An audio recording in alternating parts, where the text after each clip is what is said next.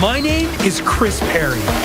I run one of the world's best water parks. I'm also an adventurer and a thrill seeker. Now I'm traveling the globe to show you the secrets behind the most incredible experiences out there. This is your ticket to epic attractions.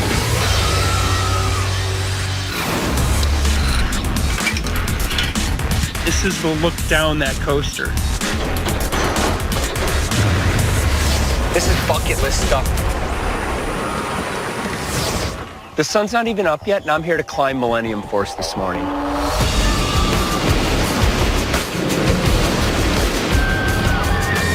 Last year, it was voted the best coaster in the world. That's a combination of three things. It's because of the height, the speed that it goes, and the smoothness of the ride. But behind the thrills, a meticulous safety system is in place. One that requires a balancing act on top of the track that might just be scarier than the ride itself. Today, I get to be a part of that. I'm in Sandusky, Ohio at Cedar Point, where they've got 17 coasters total, almost more than any other park in the world. And Millennium Force is the most famous of all. Sit. Millennium Force, best coaster in the world. This ride's over 300 feet tall, and this really gives you a great perspective of how big it really looks when you're starting to go up the cars. I mean, this ride is a beast. From my amusement park experience, I know that any good ride combines feelings of terror with the knowledge of absolute security. On Millennium Force, that starts with a rigorous maintenance check of the track and cables. And that's why I'm here. Ride engineer Tony West is taking me on his daily safety round this morning, something no visitor gets to do. It starts with a cart ride to the track's highest point, 310 feet straight up. And then from that point, we have to climb out of the cart and up onto the catwalk. The final part of the inspection is climbing down from the top of the lift hill, about halfway down the first drop. And here's my mission, should I choose to accept it. There is a button called the Dispatch Enable button. That button has to be pushed every morning to let the computer know that the inspection is complete and that the ride is ready to run. So I'm harnessing up to start the best coaster in the world. I want these tight. The cart starts descent straight up along the track. So you can see the cable in the center. Yep. And what are you looking for in that cable? We're doing a visual inspection of the cable on the way up to make sure there's no broken strands in the cable, and then also structural integrity of the track itself. 20 feet from the track's highest point is where the cart stops. From here, we're on foot. So from this point on, we're going to have to climb out and make sure that 100% of the time we're tied off to this handrail. Right. And also hang on with your hands. Now, I've been up plenty of coaster tracks before, but never this high and never this exposed. I'll unclip this one and then clip this one in up here. Okay. So that way I'm 100% tied off at all times. Okay. Only once we've reached the other side and climbed down a 20-foot ladder will I be able to push the button that starts the ride for the day. A little further. If nobody comes up here to switch it on, Millennium Force won't run. That's a surefire way to guarantee the safety inspection gets done correctly every day. Turn around here. Because let me tell you, climbing up here takes some guts. I'm at the crest of Millennium Force. I'm 310 feet up. This is crazy. Now comes the hard part because we're having to descend on the other side. How you doing, Chris? I'm good. If you have a fear of heights, you do not want to be up here. Conditions are so precarious at this point that our cameramen can't follow me down, and I have to document this part myself. So things are about to get even more interesting. I'm in the freaking cage now. Check this out. This is the climb up, and then this is the look down that coaster. This is unbelievable. Here, he makes the last of his visual checks. Fused, cable shifts, make sure it has no cracks in it, make sure it's not coming apart. Tony can tell the shivs are in good shape. There would pull the cable that raises each 3,500-pound coaster car up the monstrous hill I've just climbed. It's vital that they be in perfect condition all the time. Okay, now it's my turn to finish up the job. Woohoo! I'm at the platform, you can see here. Here's the button I'm gonna have to push. Right there. Push it in. 2, 3, 4, 5, 6, 7, 8, 9, 10. Release it, and that's it. Now I can say I started Millennium Force today. That's the coolest button-pushing job in the world, I think. Tony and his team do this 4-hour safety inspection every single day. It's what keeps Millennium Force running safely and smoothly. This is bucket list stuff for people who love coasters. Now, there's only one last thing to do. Time to ride. Do you have any ride tips? 310 feet, 93 miles an hour, almost straight down. Hang on. All right, let's do it. Okay. Man, it pulls you quick, too. After our harrowing track inspection, I have a new appreciation for what it takes to get all the way up here. But going down 300 feet at more than 90 miles an hour, I gotta say, it's the coaster thrill of a lifetime. But now, we're dropping onto a 200-foot parabolic turn, and I'm hit with 0 Gs.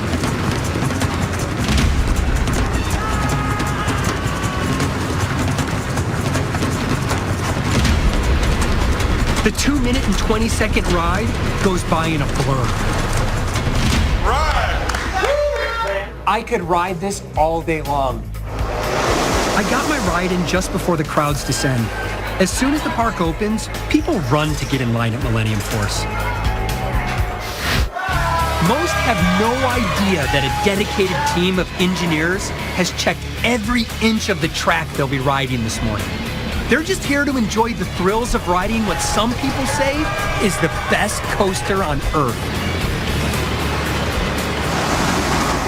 That's fast.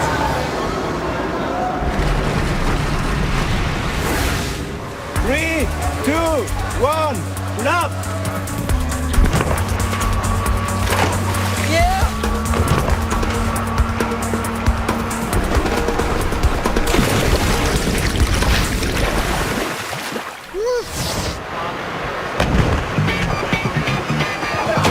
Sometimes the simplest ideas are the best ones.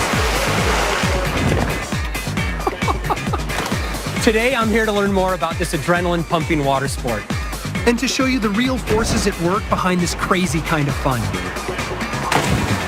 It's called blobbing, and it's one of the most popular attractions at Area 47, the largest outdoor adventure park in Europe, in the Ötztal Valley of Austria, in the heart of the Alps. In all of my travels, I've never seen a place that offers so many cutting-edge water thrills. Like a hydro speed slide, or an 88-foot high diving platform. There's also a 60-foot freestyle ski ramp you can get as creative as you want flying off. This place is so extreme that even the Austrian national ski cross team comes here to train in the off-season. And right in the middle of the action sits the blob. So is that really what this whole place is about? You know, kind of like the blob. It's extreme, it's fun. It's all about being active, being out there and trying to be as crazy as possible. Okay, so here's how blobbing works. The blob is a gigantic inflatable airbag, 200 square feet. One person, the blobber, lies on the far end. The jumpers leap down from either a 15 or 25-foot platform onto the opposite end, catapulting the blobber into the air. In my head, there was going to be this much larger contraption, but it really is, it's such a simple idea. Think of blobbing as a giant seesaw. When the jumpers land, the other side goes up. On a seesaw, the greater the mass on one side compared to the other side, the faster the lighter side will rise. So to blob higher or lower, just adjust the total weight of your jumpers and the height they're jumping from. As long as you stay in the center of it, you can't go left or right. Okay. Nothing can happen, actually. He's making it sound way too simple. If you have one tip for me to become a good blobber, what is it? Try to have a really compact position. Okay. Okay? Like try to get yourself as a cannonball. Okay. Small.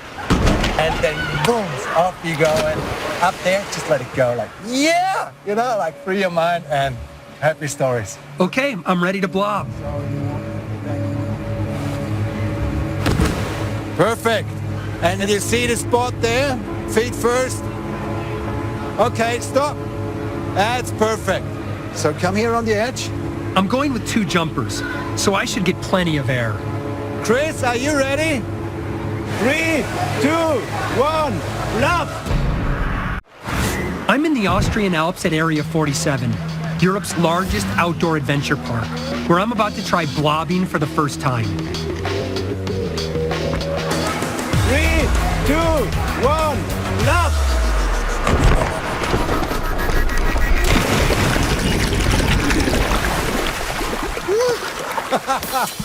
Yeah. After I got down waiting for those guys to jump on the blob, I started to think about a million things. I had no idea what to expect. And then I got blobbed up into the air and I was totally out of control.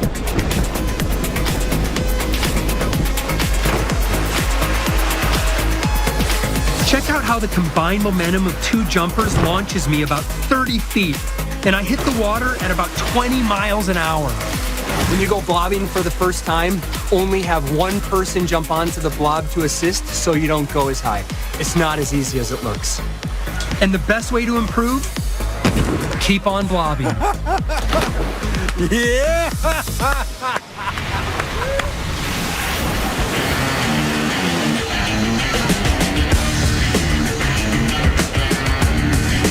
There's so many raised. I could do this every day.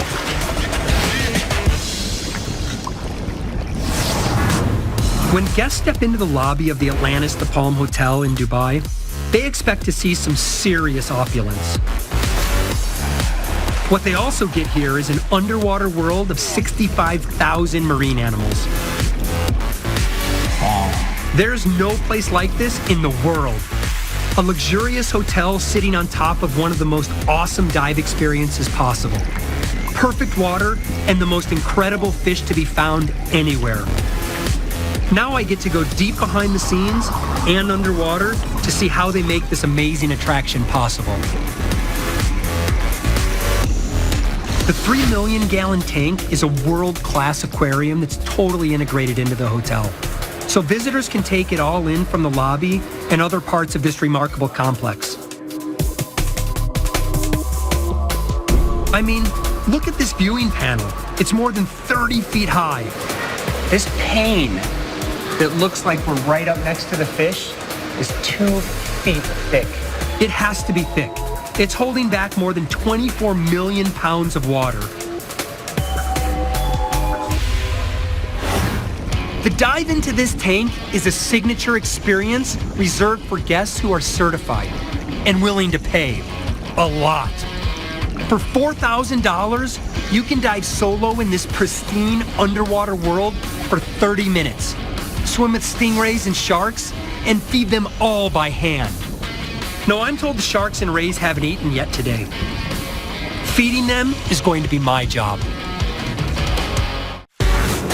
I'm diving into the one-of-a-kind 3 million gallon Ambassador Lagoon, a pristine marine habitat at the Atlantis The Palm Resort in Dubai. My guide, Rob Bennett, is leading me down where no visitor ever goes.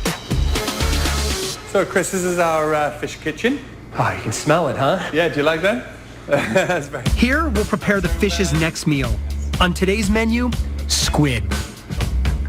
Oh, man. There you go. They go through half a ton of food each day, so we've got some work to do. I mean, it's gross. This handful of slime might not look appetizing to you, but get this.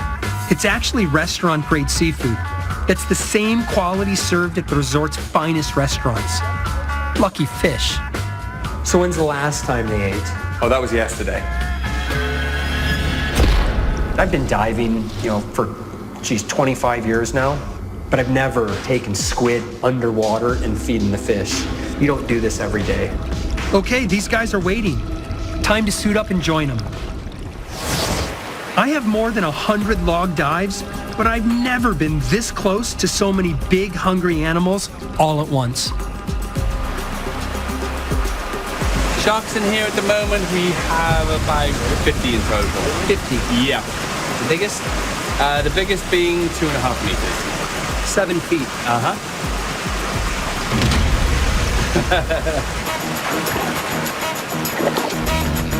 We start off on the shallow ledge at the top of the lagoon. Right away, the sharks show up. I know these bow-mouthed sharks are supposed to be docile, but they're sharks. They're big, and they haven't eaten anything in over 24 hours. We descend 50 feet to the tank floor. Here, Rob brings out the food we've prepared, and it's a feeding frenzy. Hundreds of fish come swarming, and they're hungry. There's so many rays, and it's an eye here, and then it's a mouth over here, and then they start to really get aggressive. Stingrays don't actually have teeth. They use their jaws to grind up food. I know they can't bite me, but there's so many of them, and just one of me.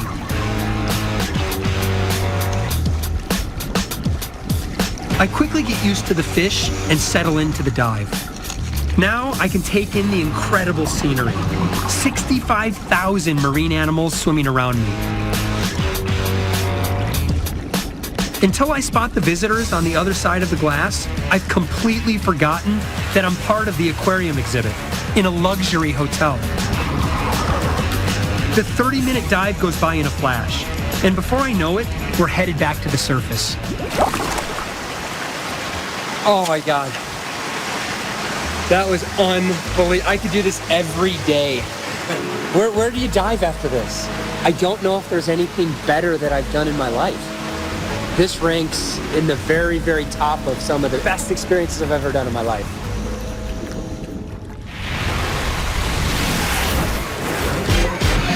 Ladies and gentlemen, 25 cents to play. Look out for Lucky 7 here. There it is.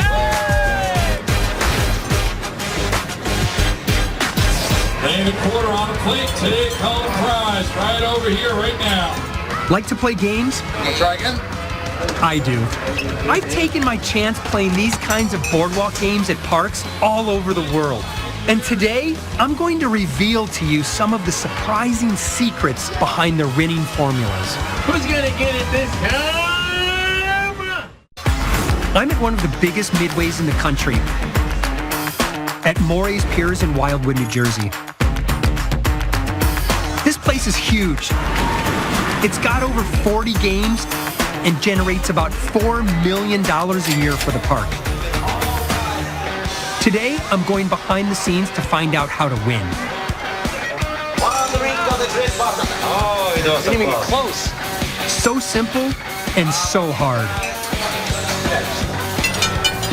Come on! Another close one. Holy moly. Here at Morey's Piers, like most places, the harder the game, the bigger the prize. But the difficulty of most games, like the coin toss, can be adjusted based on a few simple factors. Almost, there you go. Because get this, they actually want you to win. A little higher, a little higher. Well, sometimes. Oh. Simon Beneshu is the guy in charge around here. We don't have a game on this property that you cannot win at. All right, so coin toss. What do you do if people aren't winning? We spend days and days around the game, standing here ourselves throwing quarters, and we see what percentage we're running at. Okay. Then we start to move the plates either closer or further apart. You want to get a little bit of a spin on it too. You know, you want to get a little flick of the old. Oh, a little flick. Yeah. Right, so what you want to do is try to go down that line. Oh, man, that was close. Hey! Moving these things closer together. Second quarter, and I'm able to get it on. Happy winner. There goes one. For Morey's peers, the magic number is 25. They want to give away 25% of what they spend, and that means every game has some winners. Winners create business. More winners create more players. Just this upward It's an spiral. upward spiral, and without that, it's a recipe for failure. So it's having the right prizes, it's having the game set up properly, but it's also having the right operator. All the way to the top. Simon's going to give me a crash course on working the midway. When somebody wins and you walk over and say, hey, thanks a lot, here you go. That's pretty boring. Big deal, right? Right. But if you say to somebody, hey, good ride, all right, there goes another winner right there. That little guy did it, there goes one. And you throw the prize over to the guy. It's exciting, engaging, fun. A good operator can mean the difference between a big crowd of happy winners and an empty booth. Time to see if I've got what it takes. Ladies and gentlemen, 25 cents to play. Slip 'em, slide 'em, guide 'em. Sure, you can even win. You put it on the center plate and you walk away with the bike. You can even ride away with the bike. I want to see somebody win a bike on my ship. Throw it right down this lane of plates. At peak times here, visitors toss up to 1,500 quarters every hour.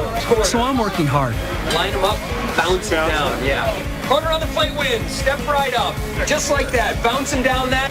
We went from nobody to like 10 people here, and I now have to keep track of everybody who's winning, where the prizes are. I think you're an animal, man. Look at this place. You've been doing it for 10 minutes. The place is on fire.